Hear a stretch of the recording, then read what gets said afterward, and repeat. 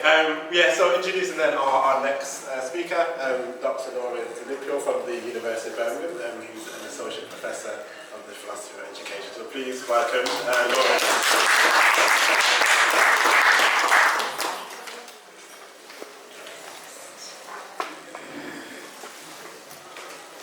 Thank you so much for inviting me to talk to you today. I'm a philosopher who is very interested in education, and I've recently written about the importance of arts and aesthetic education. And so I thought I'd share with you my argument that I'm making, because I hope that it will resonate with you. So the background here is that artists and arts educators, as you I'm sure know, have always had to fight for resources, funding and space on the school curriculum. We see declining student numbers in subjects that lack vocational aims, but an increased focus on science, technology, engineering and mathematics.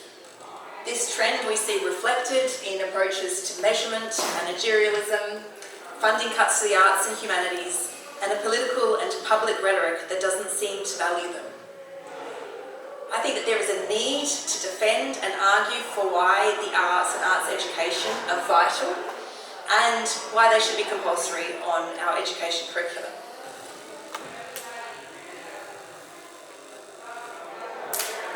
So, my pitch, just moving this over so I can see this screen a bit better. You can't see it? Okay, I'll squish back then.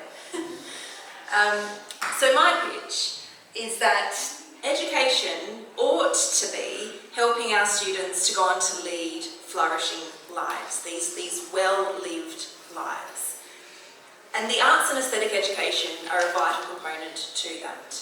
But they're not always recognised as such, and we're not always using the right kind of language to be able to say why they're valuable.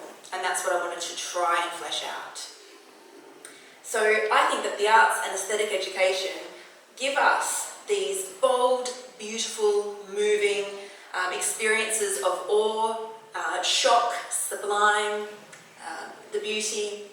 And everyone needs to realise that this is open to them, that they genuinely have the opportunity to enjoy and partake in these kinds of experiences, that it is there for them.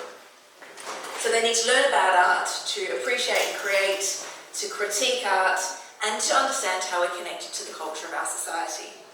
So the compulsory aesthetic education, I think, needs to be defended on the grounds of what's intrinsically valuable to the arts. And for me, that is the aesthetic experiences that come when we create and receive them. Great, thank you. So just imagine your favourite artwork for just a moment. Hold it in your mind. It might be a song, a poem, a painting, a sculpture, a novel, a film. How does it make you feel? What did you learn from it? What did it show you?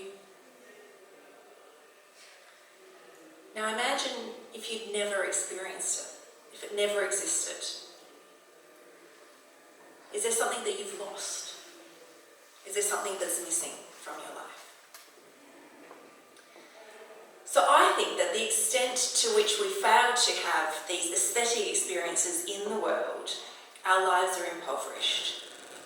And so enjoyment of aesthetic experience has to be something that we realise is something we can do, that we can enjoy and that we can participate in. And if we have education that supports this understanding, we'll not only realise that that is something that we can gain through lots of different avenues and different objects, which might include objects in the natural world, but we'll realise that we can pursue and discover them more and create them for others as well. So I think people do naturally stumble upon aesthetic experiences. It might be in relation to nature, it might be in relation to artworks, it might happen by chance. But they're more likely to find and discover them and seek them out if they're taught that this is a viable option for them and that we can practice and cultivate this open, receptive attitude towards the arts.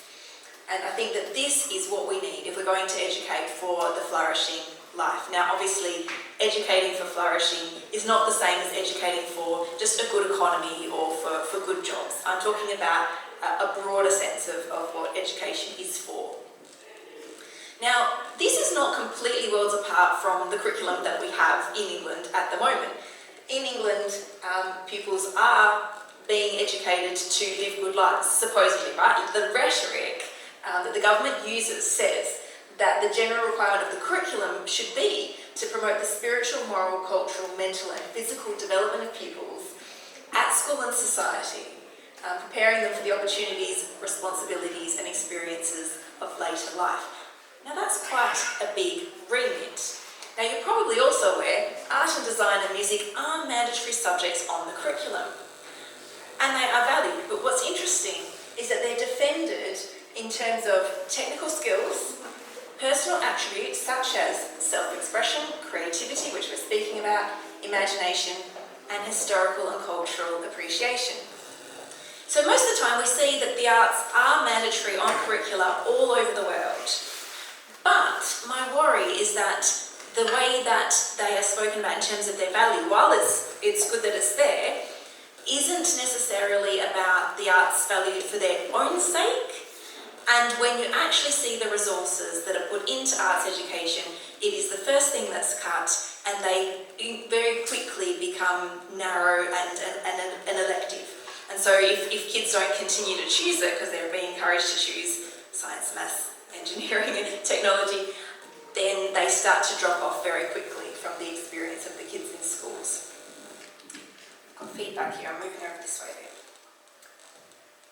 So I think that we need to value the arts and teach kids that the arts are valuable just for the enjoyment that they gain from engaging with them. And I think this ties in well with what Hayley was talking about, the process, the enjoyment of just enjoying doing them. It's not about, necessarily where they get you. And so I talk about aesthetic experiences as a certain kind of experience that arises when you're just enjoying the art. You're sort of in that moment and it takes over your attention. It's harder to get these kinds of experiences if you don't necessarily resonate with the art form that you're engaging with, if you don't really understand it, or if you're really distracted and stressed. It's quite hard to just relax into it and have this feeling arise. So there are different reasons why artworks may or may not connect with us in this way. It might be that the artist themselves hasn't quite managed to execute the artwork in the way that they wanted to. So there might be something about skill, technique. It might be that the reception of the artwork isn't quite right. Now that could be that it's the wrong kind of audience for that kind of artwork as well.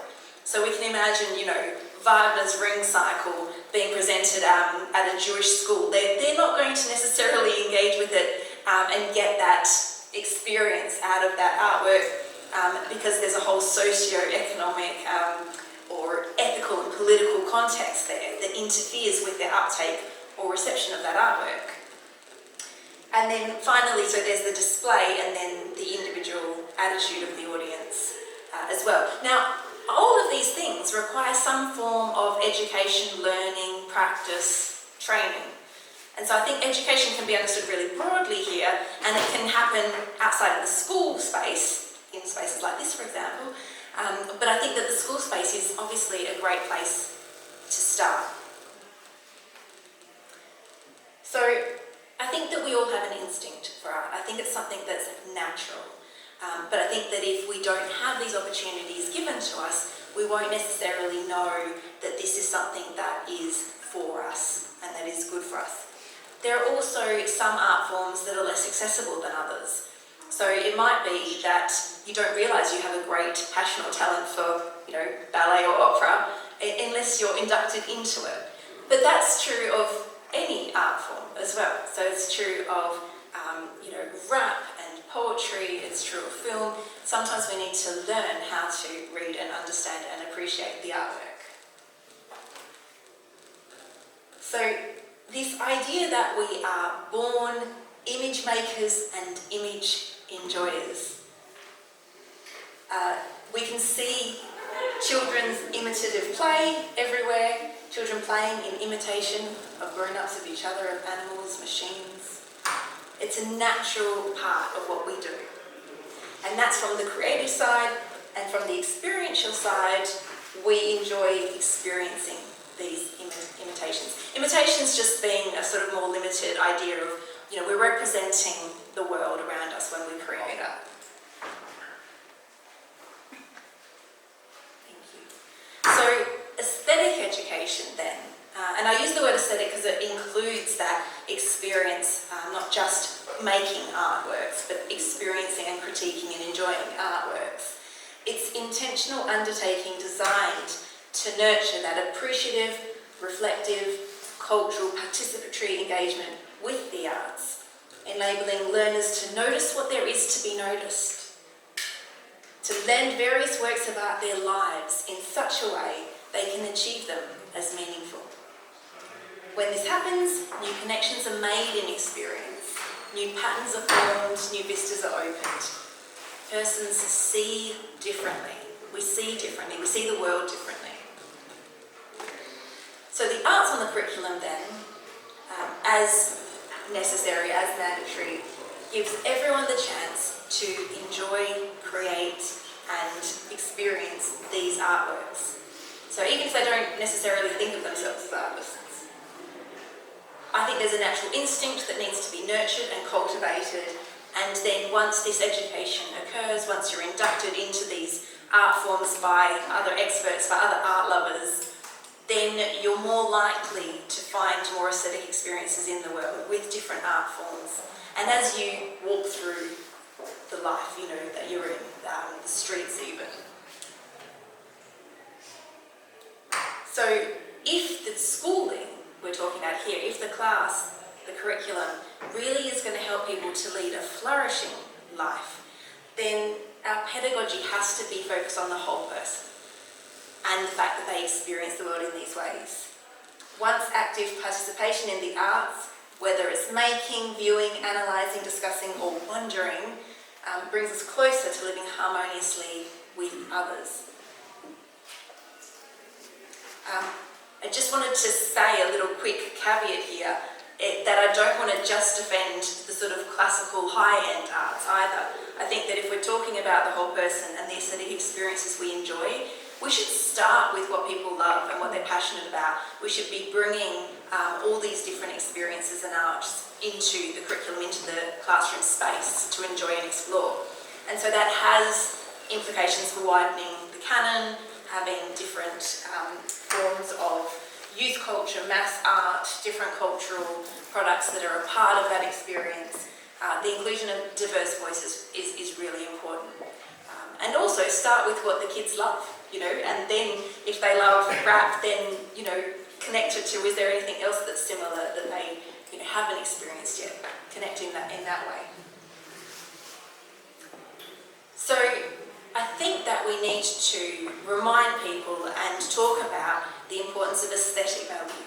So instead of, education often talking about the importance of sort of academic outputs and getting a good job, the vocational skills and, making money, which all of these things are important, I'm not denying that. But the value of the aesthetic experience and saying that aesthetics is something important in our lives, I think that too often is diminished or just used in the service of something else. And so a flourishing life, I claim, includes the arts. It includes aesthetic engagement and appreciation, if not art making, as a manifestation of the creative and imaginative engagement that we have with the world. If education is going to prepare students for a flourishing life, it has to expose students to art making and appreciation and teach them how to experience art, how to realise that aesthetic experiences are for them, which involves valuing art for its own sake, for what's distinctive and uniquely valuable about the arts, which I'm connecting to aesthetic experience. So that's my argument. Thank you.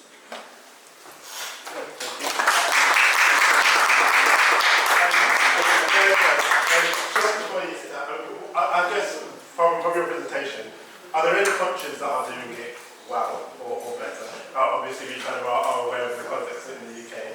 Are there any examples that you can learn from other systems out there? And it's okay if answers no.